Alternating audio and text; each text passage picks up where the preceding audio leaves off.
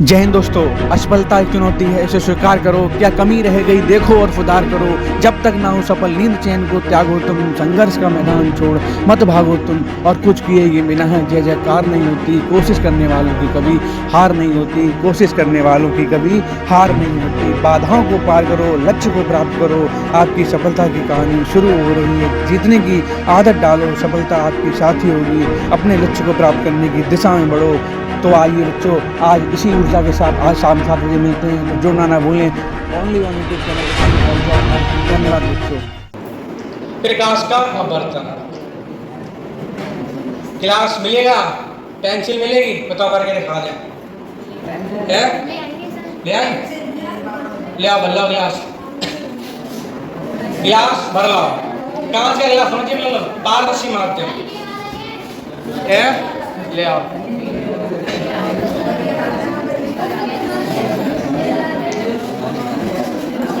कहाँ गए? रुक गई। अरे चलन दो, कोई दिक्कत ना, 5G चल रहा है, लेकिन बहुत स्टोरेज है। पेंसिल मिलेगी, ले आओ। पहले परिभाषा समझ लें कि उसके बाद बताएं। पहले परिभाषा समझ लें, उसके बाद बताएं। चलो, प्रकाश का अपवर्तन क्या होता है देख लो पहले। ये क्या है? एक माध्यम है, दूसरा ये माध्यम है, ठीक है। अगर देखो दो माध्यम होते हैं, सघन माध्यम और विरल माध्यम। सघन माध्यम और विरल माध्यम। अभी छोड़ो, प्रकाश का अपवर्तन छोड़ो, पहले इन दोनों का मतलब बता पाओगे? सघन माध्यम, विरल माध्यम, इनका मतलब बता पाओगे? इस शब्द का अर्थ बता पाओगे? कोई बता पाएगा? सघन माध्यम मतलब बताओ, बताओ। और विरल मतलब दूर दूर। देखो एग्जांपल के साथ चलेंगे। मतलब सघन का मतलब क्या होता है? घना, यानी कि कैसे? पास पास, ठीक है। और विरल का मतलब वीराना, कैसा होता है? वीराना मतलब दूर दूर।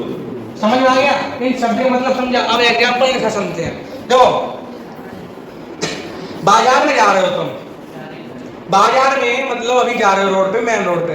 बाजार मतलब जो मार्केट लगता है, अंदर कब जाओगे तो मतलब अचानक भीड़, अभी तुम जा रहे हो बिल्कुल स्पीड से, मतलब कैसा रोड कैसा है? खाली। तो मतलब कहाँ से जा रहे हो? विरल माध्यम से। मतलब विरल से जा रहे हो, बिल्कुल खाली, मतलब कण व्यक्ति कैसे है? दूर दूर है। तो मतलब विरल से और अचानक भीड़ भाड़ लग जाए तो गाड़ी कैसी रोक दोगे?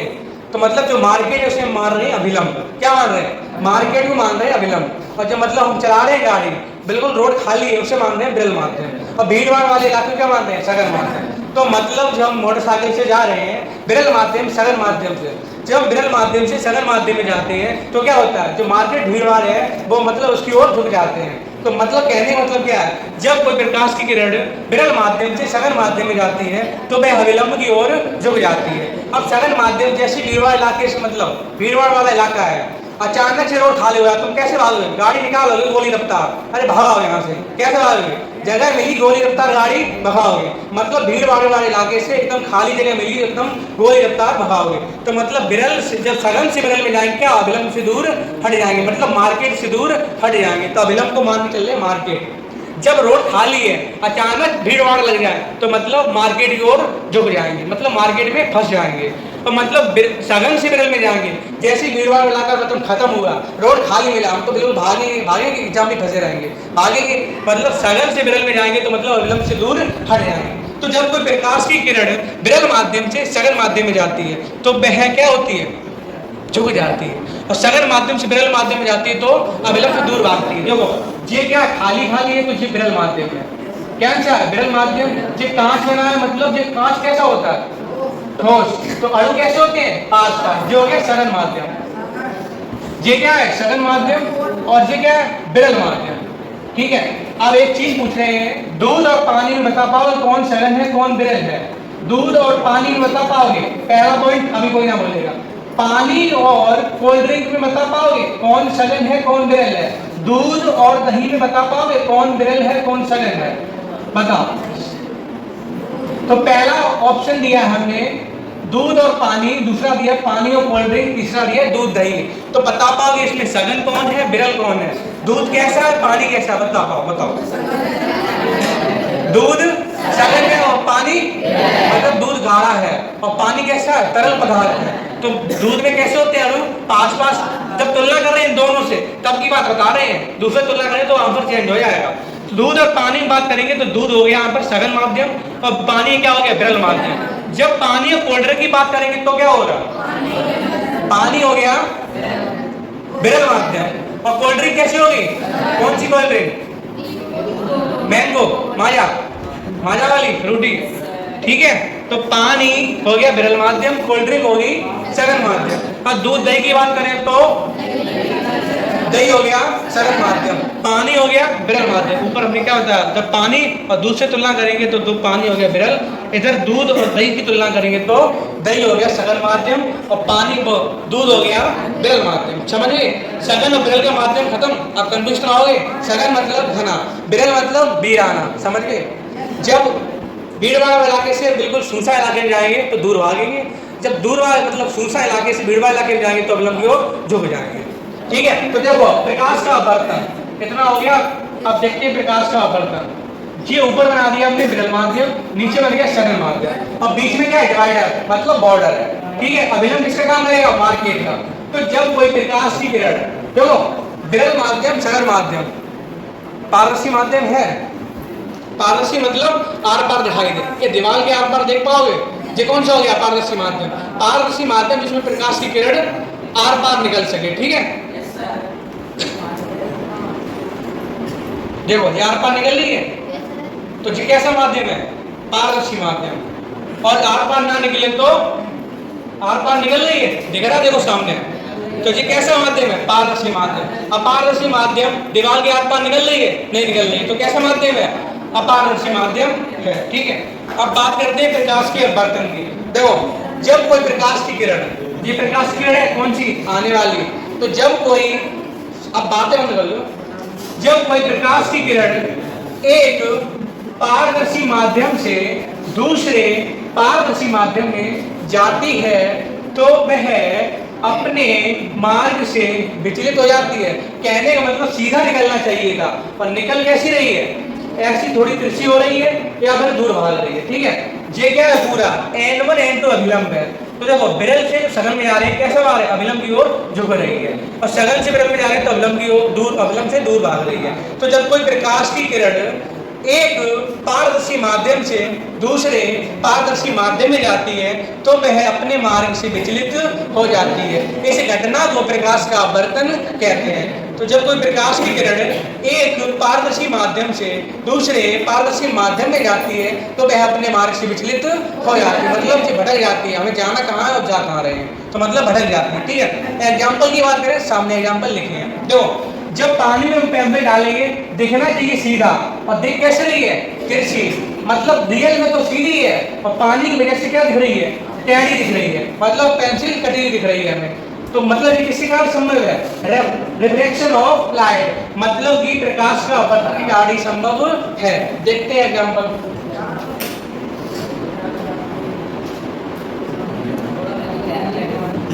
देखो हमें तो दिख रही है, तुम्हें दिख रही है ना, दिख रही है, अब दिखी,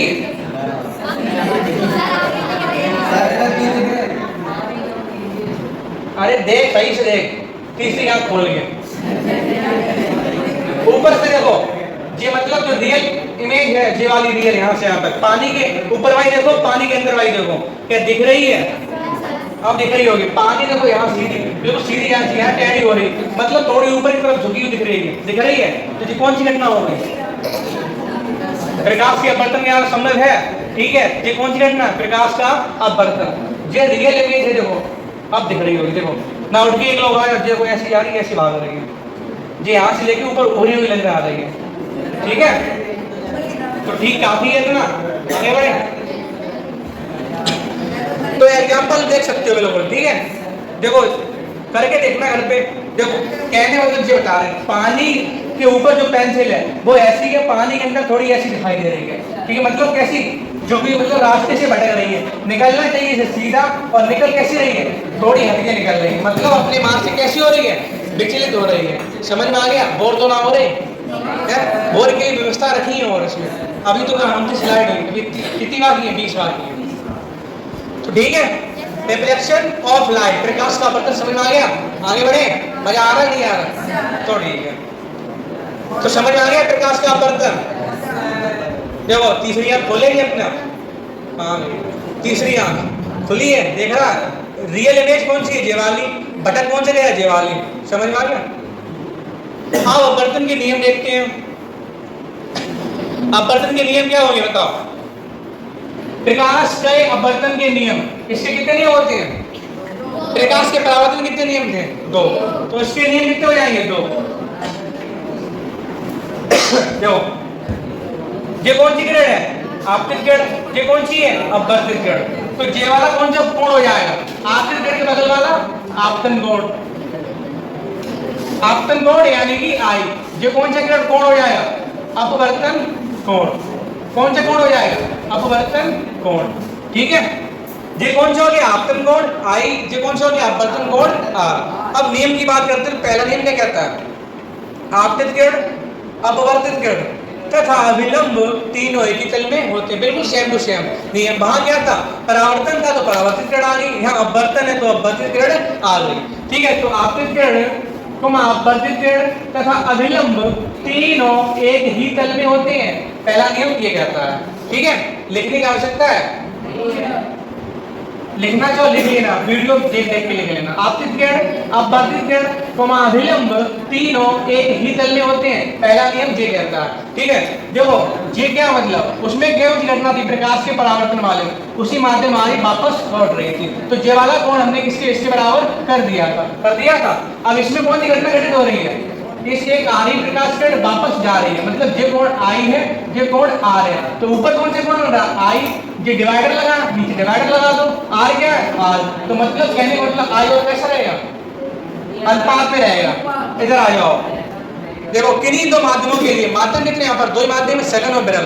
तो किन्हीं 2 माध्यमों के लिए आपतन कोण की ज्या साइन आई तथा अपवर्तन कोण की ज्या साइन आर का अनुपात सदैव नियत रहता है। तो दूसरा नियम कहता है sine i upon sine r equal to नियतांक। ठीक है, दूसरा नियम कहता है किन्हीं 2 माध्यमों के लिए आपतन कोण की ज्या साइन आई तथा अपवर्तन कोण की ज्या साइन आर का अनुपात सदैव नियत रहता है। इसे पहले माध्यम के सापेक्ष दूसरे माध्यम का अपवर्तनांक या स्नेल का नियम भी कहते हैं। ठीक है, समझ में आ गया? स्नेल का नियम भी कहते हैं। समझ में आ गया कि नहीं आ गया? तो स्नेल का नियम क्या हो जाएगा? Sine i upon sine r equal to नियतांक। नियतांक कोई सी आ सकता है, कोई सा भी अपवर्तनांक आ सकता है। तो नियतांक हमने लिख के छोड़ दिया क्योंकि नियतांक कोई भी आ सकता है। तो पहला नियम क्या बताया? आपतित किरण, अपवर्तित किरण तथा अभिलंब तीनों एक ही तल में होते हैं। दूसरा नियम क्या बताया? आपतन कोण की ज्या साइन आई तथा अपवर्तन कोण की ज्या साइन आर का अनुपात सदैव नियत रहता है। इसे पहले माध्यम के सापेक्ष दूसरे माध्यम का अपवर्तनांक या स्नेल का नियम भी कहते हैं। अपवर्तन खत्म, प्रकाश का अपवर्तन। तो अपवर्तन की डेफिनेशन पढ़ चुके हैं, नियम पढ़ चुके हैं, खत्म हो गया। ठीक है, आगे बढ़े।